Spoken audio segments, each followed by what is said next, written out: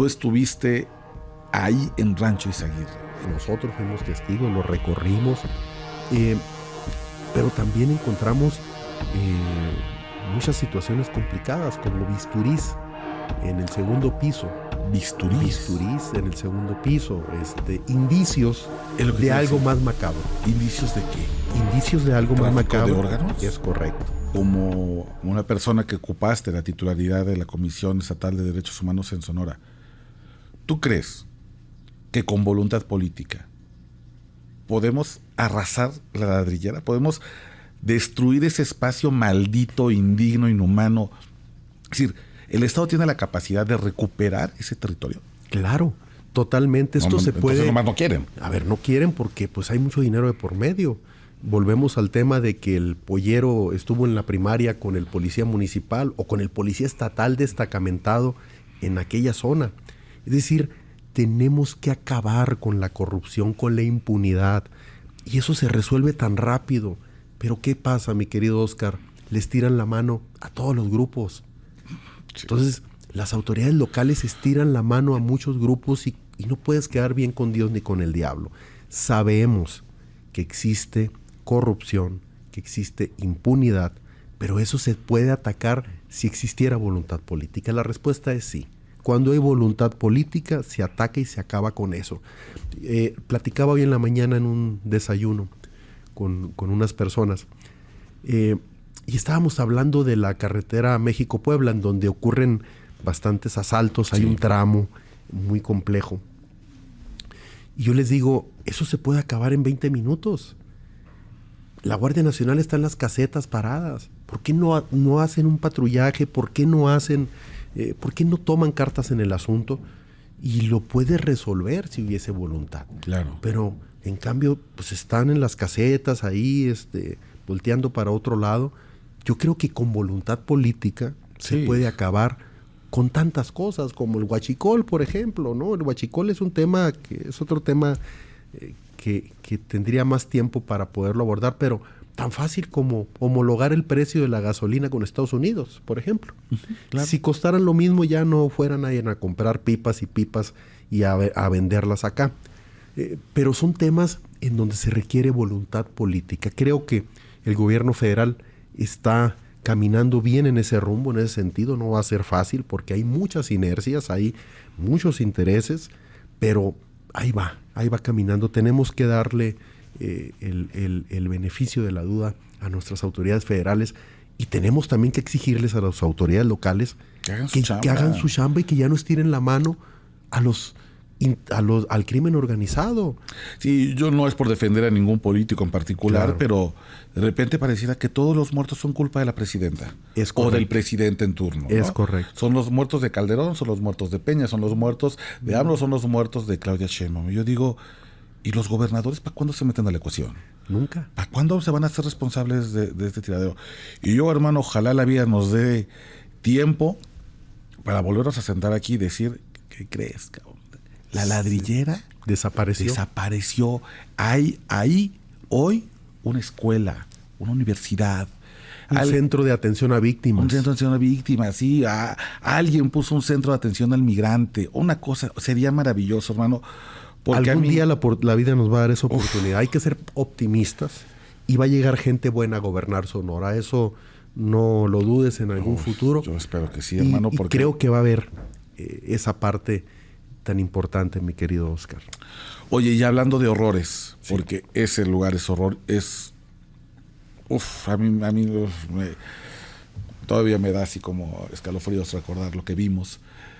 Tuviste otro horror de frente, otro distinto en cuanto al tipo de víctimas, en cuanto a la ubicación geográfica, pero sigue siendo parte de este mosaico de horror que pasa en México, lamentablemente. Tú estuviste ahí en Rancho Izaguirre. Y quisiera preguntarte, para pasar a este otro tema, ¿cómo es que el tema de Rancho Izaguirre llega? ¿Cómo te enteras del caso? ¿Y cómo es para ti entrar a este lugar y qué es lo que viste? Bueno, es un tema que ha cambiado mi vida por completo. Es un tema muy traumático para quienes lo vivimos.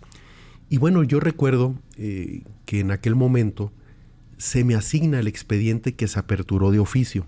Es decir, la presidenta de la Comisión Nacional de los Derechos Humanos apertura de oficio al darse a conocer el tema del Rancho Izaguirre gracias a Guerreros Buscadores de Jalisco. Cuando se da a conocer el tema, se apertura una investigación y se me notifica que yo voy a llevar esa investigación.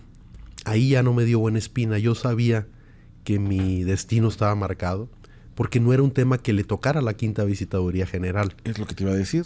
Es correcto, pero la presidenta tiene la facultad de asignar las investigaciones a las 6 visitadurías generales por igual. Ese era un tema que le hubiese tocado a la segunda visitaduría o a la primera visitaduría general, pero jamás a la quinta. Yo ahí supe que mi suerte estaba echada. Habría que analizar ese contexto. Yo llego a invitación. Cuando dices mi suerte estaba echada, ¿qué percibiste? ¿Qué dijiste? Que nada bueno iba a venir. Que lo peor estaba por llegar. Era la rifa del tigre. Que era la rifa del tigre. Y que el visitador general con menos cercanía a la presidencia de la CNDH, pues era yo. ¿Por qué? Porque yo no pertenezco a ningún partido político, no soy o no formaba parte del círculo cercano de la presidenta. Me hacen la invitación muy generosa, a la cual le agradezco siempre, pero yo sabía que el hilo se iba a romper por lo más delgado. Y en aquel momento, cuando me dan la investigación, pues me puse a trabajar como a mí me gusta trabajar, no desde el escritorio. Generamos la logística para ir al lugar de los hechos. Me hice acompañar de peritos de la Comisión Nacional de los Derechos Humanos con drones. Me hice acompañar por el área de personas desaparecidas. Me hice acompañar de un grupo de visitadores adjuntos. Hay que recordar que el visitador general y el visitador adjunto tienen fe pública. Es decir, si lo ejemplificamos como un notario, ¿no? De una manera distinta, enfocado en el tema de derechos humanos, pero todo lo que veamos, todo lo que seamos testigo, todo lo que analicemos, tiene fe pública y no se puede cambiar. Entonces, desde esa perspectiva, al llegar al lugar, acompañados de colectivos que ahí nos esperaban, acompañados de la Fiscalía Local, en aquel tiempo todavía no entraba o no se daba a conocer por parte del entonces Fiscal General de la República la intención de entrarle a la investigación. Nos hicimos acompañar de colectivos, nunca estuvimos solos. Tuve ese cuidado de documentar todo, porque sabía que el tema era delicado y que exigía una investigación profunda, exigía una investigación profesional, una investigación muy objetiva, y así lo hicimos. No lo quiso hacer el quinto visitador general solo, y tuve la gran fortuna de hacerlo de esa manera que te comento. Ingresamos, nos dimos cuenta, entrevistamos a bastantes gentes, personalidades. Yo espero, incluso lo comentaba, yo espero la recomendación, porque ahorita el tema lo tiene la Sexta Visitaduría General. Después de que integramos el expediente nosotros y que documentamos todo, llego a la Ciudad de México ya con el equipo de vuelta, y a los 2 días me dicen que me quitan el expediente y que se lo lleva la Sexta Visitaduría. ¿Por lo que viste? Supongo. ¿Qué viste? Más que ver, y lo quiero dejar muy claro, vi un horror, vi una atrocidad que solamente los que estuvimos ahí podemos dar fe de ello. No desde atrás del escritorio, no suponiendo, no yendo con la versión que dio Gersmanero, no. Ahí, en lo personal, vi un horror. Platiqué con los colectivos y vi cosas que se trataron de minimizar en el momento. Por ejemplo, que además lo pueden constatar los colectivos que estaban ahí. Voy a hablar de lo que los colectivos me manifiestan y lo que yo observé. Se estaban sacando lotes de 3 baldes. Un lote es como un balde. 3 diarios con huesos triturados. Eso fue una declaración del Instituto Jalisciense de Ciencias Forenses, que ahí estaba en el lugar. Entonces, se estaban sacando bastantes, y era el día 17, imagínate, cada día se sacaban 3, y cada lote, para que te des una idea, equivale a 3 personas. Entonces estamos hablando de que estaban localizando 9 personas al día, y eso con la capacidad, y ahí estaba la Comisión Nacional de Búsqueda, estaba la Comisión Estatal de Búsqueda, estaba el Instituto Jalisciense de Ciencias Forenses, había un equipo interdisciplinario trabajando en el lugar. Yo vi, por ejemplo, había hoyos, los hornos, que después dijeron que no había. Claro que había. Te platico, había una cama de ladrillo, ahí ponían los cuerpos, y arriba una lámina galvanizada para que no saliera humo.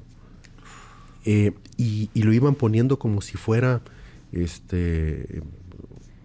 un sándwich, ¿no?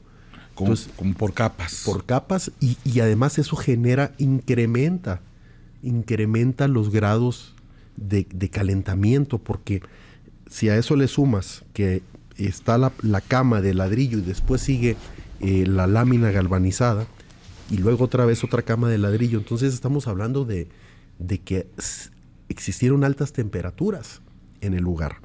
Pero además, lo más desgarrador es ver las prendas donde estaban los colectivos, ver ahí mismo un campo de entrenamiento de gocha, es decir, ponían, ahí podías encontrar las cosas tiradas, ponen el gocha, no solamente es doloroso cuando te pegan, sino que los ponen a congelar para que sea más doloroso y que obviamente grites de terror a la hora de estar adiestrándote, ¿no? Había ese campo ahí mismo, los colectivos fueron testigos de eso, nosotros fuimos testigos, lo recorrimos, pero también encontramos muchas situaciones complicadas, como bisturís en el segundo piso. Bisturís en el segundo piso, indicios de algo más macabro. ¿Indicios de qué? Indicios de algo más macabro. ¿Tráfico de órganos? Es correcto. Yo así lo presumo. Yo esperaré a que la investigación arroje esos resultados, pero es una situación que yo ya no salí igual del lugar.